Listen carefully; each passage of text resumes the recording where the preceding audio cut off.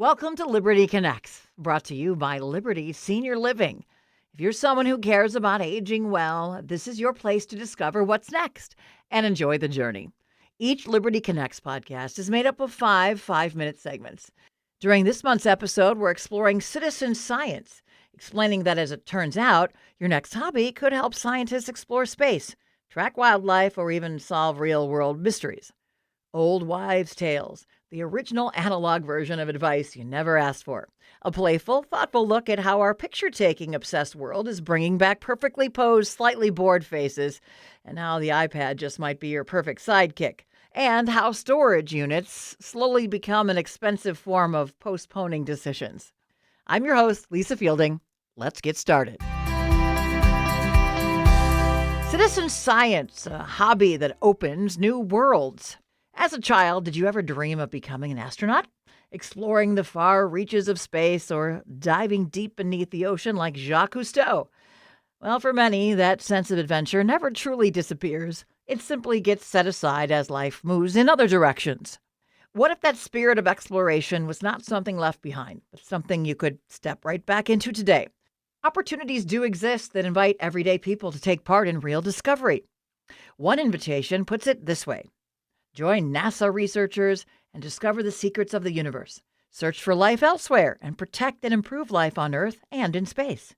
At first glance, this may sound like a recruitment pitch meant to elite scientists with advanced degrees and years of specialized training. But in reality, it's an invitation to something far more accessible. Citizen science, a widely valued practice used by NASA and many other organizations to engage the public in meaningful research. Everyday people contribute by collecting data, photographing wildlife, analyzing images, documenting observations, and helping solve real-world problems. No lab coat or advanced degree required. Often, all it takes is curiosity, a bit of time, and a smartphone or a computer. Rather than relying only on small teams of researchers, citizen science breaks large projects into smaller tasks that many people can complete. Thousands of participants contribute pieces of information that are combined into large-scale research efforts. Because traditional research is often limited by time, funding, and available staff, this approach allows scientists to gather data across regions and over long periods of time. The result is a scope and scale that no single team could achieve alone, supporting studies on climate patterns, wildlife populations, and even distant galaxies. For many older adults, this kind of discovery holds a lasting appeal. Citizen science offers a meaningful way to revisit interests that may have been set aside or never fully explored. A curiosity about astronomy, nature, history, or medicine could take on new life, not as a career path, but as a deeply rewarding hobby. It creates an opportunity to engage with those fields in a relaxed and approachable way, rekindling curiosity while contributing to real discoveries. Platforms like SciStarter and Zooniverse make it easy to find projects that match personal interests. Some involve outdoor observation, such as documenting plants or wildlife. Others can be done at a computer, including reviewing telescope images or transcribing historical records. Each project provides clear guidance, making it easy to begin and participate with confidence. The combination of accessibility and purpose is what makes citizen science so engaging. Participants are not simply observing science from a distance. They're actively contributing to it, with small individual efforts adding up to meaningful discoveries across local, regional, and even global initiatives. Flexibility is part of the appeal of citizen science. There's no strict schedules or requirements. Just a few minutes can be enough to contribute to some initiatives, whether during a quiet morning or relaxed afternoon. Projects fit naturally into daily life, making participation simple and sustainable. Citizen science also creates natural opportunities for shared experiences across generations. A simple walk outdoors can become a chance to document wildlife together. Time at home can turn into exploring images from space or even identifying species side by side. It brings curiosity, learning, and conversation together in a way that's engaging for all ages. In a world that can sometimes feel increasingly complex, citizen science offers something refreshingly simple. The opportunity to explore, to contribute, and to discover remains within reach. Sometimes it begins with nothing more than a question and the willingness to look a little closer. To see just a small sample of what fascinating citizen science opportunities are available, Download our snapshot or citizen science at www.libertyseniorliving.com.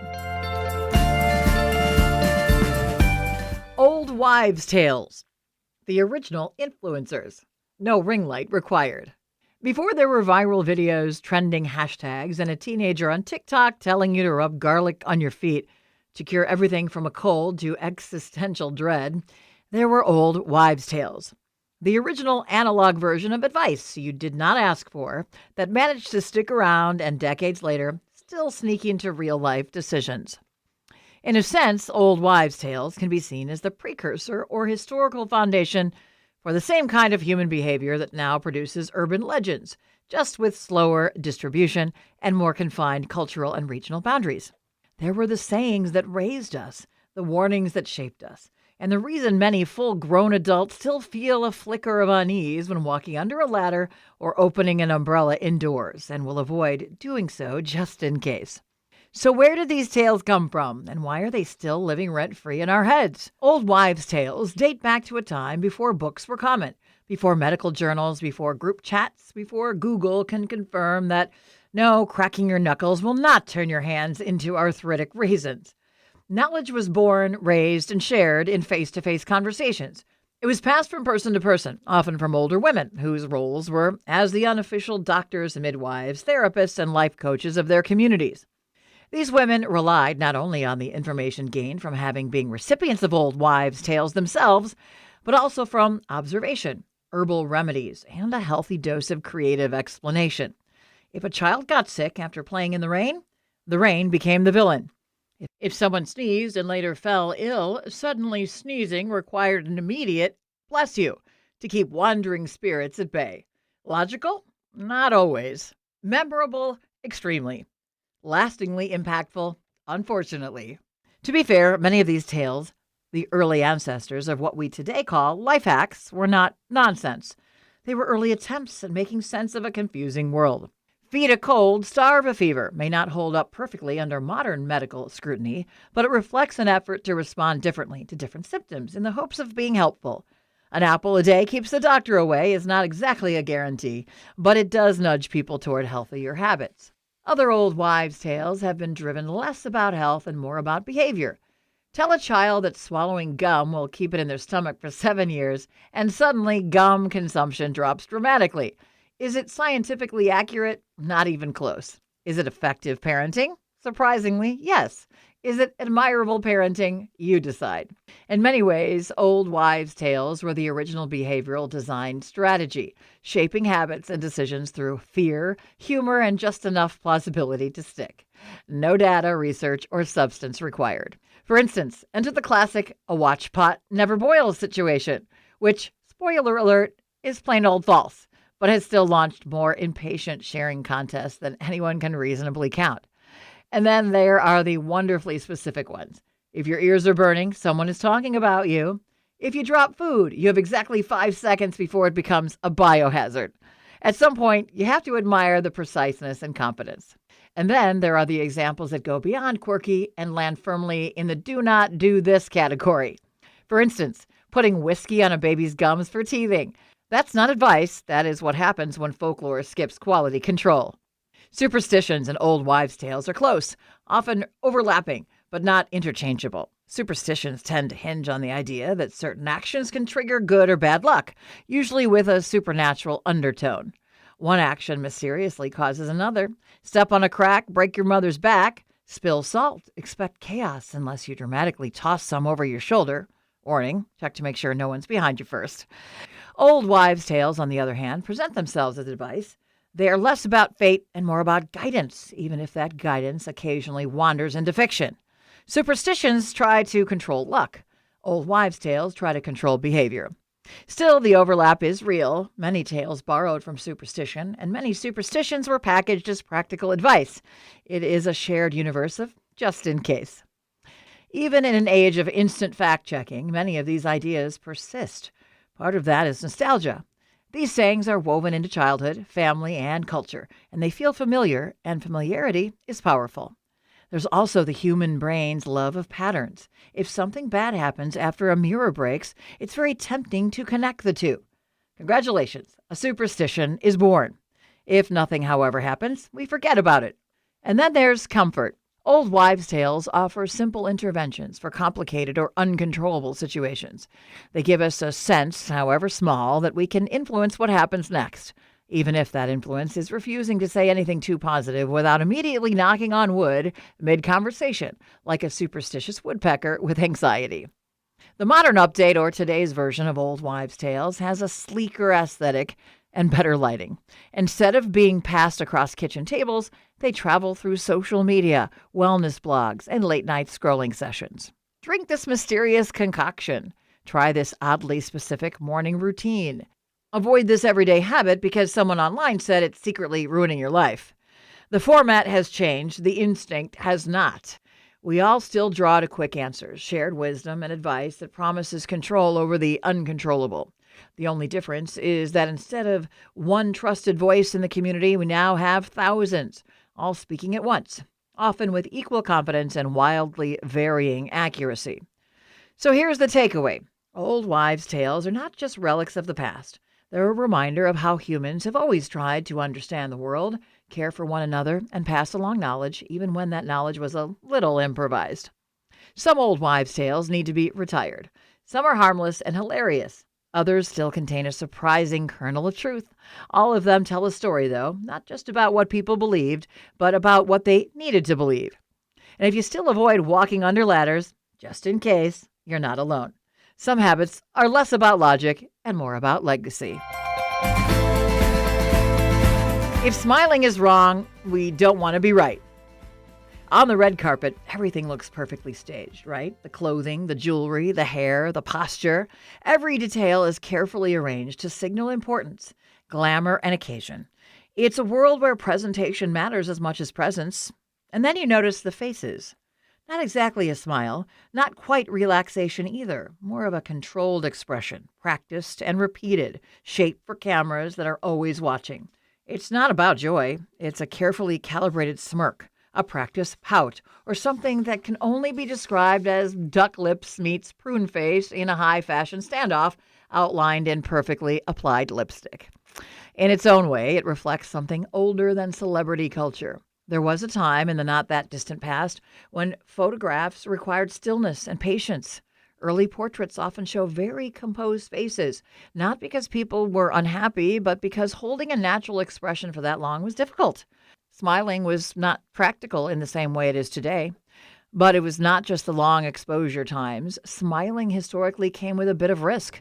Dental work was more aspirational than effective. Back in the day, there weren't whiteners, veneers, braces, implants, or dentures. Showing your teeth, or lack thereof, could reveal more or less than you intended. Keeping your mouth closed was less about mystery and more about discretion. There was also a cultural side to it. In many eras, especially among older generations, a composed expression carried more formality. It suggested dignity, restraint, and respectability. A wide-open smile in formal settings was not always the preferred demeanor. Then photography changed everything. Over time, photography became faster and easier, with Kodak leading the pack in developing cameras. Picture-taking turned casual, portable, and wonderfully spontaneous. No more stiff poses or careful preparation. Suddenly, everyday moments were fair game, from family gatherings to holidays to those small, sweet interactions that might have otherwise slipped by. Enter the smile. Genuine, unplanned, and everywhere. And with that shift, something else happened to appear more naturally. Smiles that were not posed, laughter that was not staged, expressions that reflected how people actually felt in the moment. For many today, those photographs are especially meaningful. They do not stand out because they're perfect. They stand out because they feel real. They capture life as it was lived rather than life as it was presented. It is interesting, then, to look back at the red carpet and realize how much expression still circles around performance. Even today, in formal settings and public moments, there can be a tendency to trade ease for appearance, carefully managed expressions replacing something more natural. Which is unfortunate because smiling carries far more weight than it is often given credit for. For starters, it just looks good. There's a reason your smile lights up the room, is one of the best compliments ever. A smile is also one of the easiest mood boosters around. You smile, your brain takes the hint, and things feel a little less tense. A small trick, but a reliable one. Even better, it's contagious. One smile inspires another, and suddenly you have a moment of connection that costs nothing and means something. At any age, a smile is one of the clearest ways we communicate. A smile reflects gratitude, thankfulness, and simple pleasure in the moment. It says, "This is good, and I'm glad to be here," without needing to explain. It also works in your favor. Smiling makes you more approachable, more memorable, and generally you're easier to be around. Not a bad return for such a simple gesture. And if it does not come naturally, even a fake smile can trick your mood into the right direction. Spend a little time in our senior living communities and you'll notice something right away. Smiles are everywhere. Sincere, joyful smiles. They show up over morning coffee, during lively activities, in conversations with friends, and in those in-between moments that make up a full day. They reflect lives being enjoyed, friendships that feel genuine, and a sense of purpose that keeps each day engaging. They show appreciation for this chapter of their lives. It's a reminder that the best parts of a day are often the simplest ones, and they tend to show up in a smile. Why the iPad might just be your new favorite sidekick. People can get surprisingly passionate about their devices. Some swear by their phones. Others refuse to part with their laptops. And then there is the quietly confident overachiever sitting right in the middle, the tablet. More specifically, the iPad. Even though choosing a favorite device is personal, the iPad makes a pretty strong case for itself. It's a bit like the Goldilocks of tech. Not too small, not too big, just right. Let's start with the obvious. It's light, grab-and-go portability light. You can carry this with one hand and a cup of coffee in the other. Whether you're traveling, sitting in your favorite chair, or moving from room to room, it goes with you easily. Then there's the screen. Bright, large, and easy on the eyes. You can increase text size, zoom in, or even use voice commands if typing feels like too much effort. The iPad is designed with accessibility in mind, which means it adjusts to you instead of the other way around. And here's where it really shines. It's incredibly intuitive. Tap an icon and you're there. No complicated setup. It's the kind of device that does not require a tech degree or a patient grandchild on standby. Compared to a phone, which can feel a little like reading a novel through a keyhole, the iPad gives you space to actually decipher and enjoy what you're doing. Compared to a laptop, it skips the bulk and the startup time. No mouse, no external keyboard required. You touch the screen, and it's ready, instantly. According to PC Mag, the right apps can transform an iPad into almost anything, and they're not exaggerating. Along with the expected uses like email, browsing, and video calls, it can just as easily become a cozy virtual fireplace on a quiet evening, a calming aquarium without the upkeep, a DJ for your next gathering, or even a board game for a little friendly competition. It can guide you through a recipe step by step in the kitchen, serve as a teleprompter for speeches or presentations, or even become whatever you need in the moment with just a tap. Want to read books and magazines? Simple. Watch movies or shows? Easy. Video chat with family using FaceTime? Just tap. Check email, browse the web, join a virtual class, manage photos, or even attend a telehealth appointment, or access your medical records. It's all right there. For those feeling a bit creative, the Apple Pencil turns the iPad into a sketch pad or a notebook. In addition to channeling your inner artist, you can also jot down grocery lists and write notes without worrying about pencil shavings. Battery life is another quiet win. It lasts. You're not constantly tethered to a charger or anxiously watching a percentage drop. It's ready when you are. And if you're thinking, I don't need a whole computer, that's exactly the point. The iPad bridges that gap. It gives you the power to do what you want without the complexity you don't. There are other commendable tablets out there, including the Samsung Galaxy Tab, Amazon Fire, Google Pixel tablet, and even options designed specifically for simplicity like GrandPad. But the iPad has earned its reputation as the gold standard largely because of its ease of use, ability to interface with other Apple devices, and the sheer number of things it can do well. At the end of the day, the best device is the one that fits your life. But if you're looking for something that keeps you connected, entertained, informed, and maybe even a little inspired, the iPad checks just about every box. And it's not just a piece of technology, it's a window to everything you enjoy without the hassle. And that's a pretty nice thing to have within arm's reach. Storage units and other expensive forms of denial. Storage units are the modern solution to a very ancient problem. not conflict, not rivalry, not hardship. The problem is simply that we cannot, under any circumstances, decide whether we still need that fondue set from 1993. So we rent a box the size of a small apartment and call it temporary. Temporary, of course, being a word that now means approximately 10 to 20 years. The self-storage industry has quietly become one of the fastest-growing sectors in commercial real estate. Forbes reported that as of 2023, there were more than 51,000 storage facilities in the United States.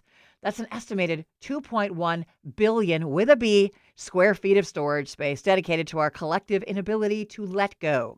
The average rental of a 10 by 10 unit is $119 a month, which is a lot of money to spend to avoid making eye contact with a box of holiday sweaters. At first, it seems reasonable. You're moving, you're downsizing, you're in transition. You just need a place for things until you figure it out. Then time passes. And suddenly you're paying monthly rent to store the white silk couch that no one was ever allowed to sit on in the first place, the antique soup tureen that you're sure someone in your family will want eventually, and an 8-track tape player that is not so much vintage anymore as it is aggressively irrelevant. Out of sight, out of mind, except for when the monthly bill results in out of pocket. Storage units are the go-to strategy for people who are not ready to decide but are very ready to postpone. It's not hoarding, it's not clutter. It's future planning with no actual plan. And it is expensive procrastination. Consider some very simple math. You put a treadmill that originally cost $1,000 into storage. Then you pay about $100 to $150 a month to keep it there. Fast forward 10 years, and you've spent somewhere between $12,000 and $18,000 on a treadmill you don't even use. At that point, the treadmill is not a viable piece of fitness equipment any longer. It's a monument to a New Year's resolution that never quite made it to January 2nd. Of course, storage units are not always villains. During moves and transitions, they can be genuinely useful. A temporary holding place can help bridge gaps in timing and logistics. The problem is not the existence of storage. The problem is the absence of an exit strategy, and the industry knows it. The sheer number of storage units has become so common that it has spawned an entire reality TV genre built upon real people rifling through what others have paid hundreds of dollars to store, only to ultimately abandon. When the rent goes unpaid, liens accumulate and may result in an auction. Further irony emerges when the proceeds from auction don't cover the debt, and the original owner may still owe the difference. Nothing says closure like paying twice for the things you forgot you even owned in the first place. So why do we do it? Because it's easier to pay for space than to make a decision. Letting go requires judgment, and storage requires autopay. If you're downsizing, there are alternatives that do not involve funding a long-term relationship with a metal roll-up door.